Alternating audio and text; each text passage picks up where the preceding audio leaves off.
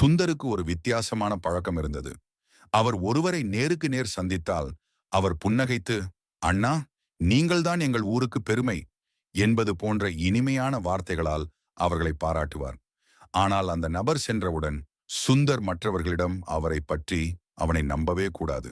அவன் நல்லவன் போல நடித்துக் கொண்டிருக்கிறான் என்று கிசுகிசுப்பார். ஒரு நாள் சுந்தர் கோயில் பூசாரியை அவரது முகத்திற்கு நேராக புகழ்ந்தார். ஆனால் அவரது முதுகுக்கு பின்னால் அவரை கடுமையாக அவமதித்தார். வேதனையடைந்த பூசாரி சுந்தரிடம், "அறனழி அல்லவை செய்தலின் தீதே புறனழிய பொய்த்து நகை." ஒருவரை நேரில் பார்க்கும் பொழுது பொய்யாகச் சிரித்து பேசிவிட்டு அவர் இல்லாத இடத்தில் அவரை பற்றி பொல்லாங்கு பேசுவது அறம் என்பதே இல்லை என அடித்து பேசி பாவம் செயல்களை செய்வதை காட்டிலும் தீமையானது என்று கூறினார். இதை கவனித்துக் கொண்டிருந்த பெரியவர் ஒருவர், "புறங்கூறி பொய்த்துயிர் வாழ்தலிர் சாதல் அறங்கூறும் ஆக்கந்தரும். புறங்கூறி பொய்யாக வாழ்வதை விட சாவது மேல்.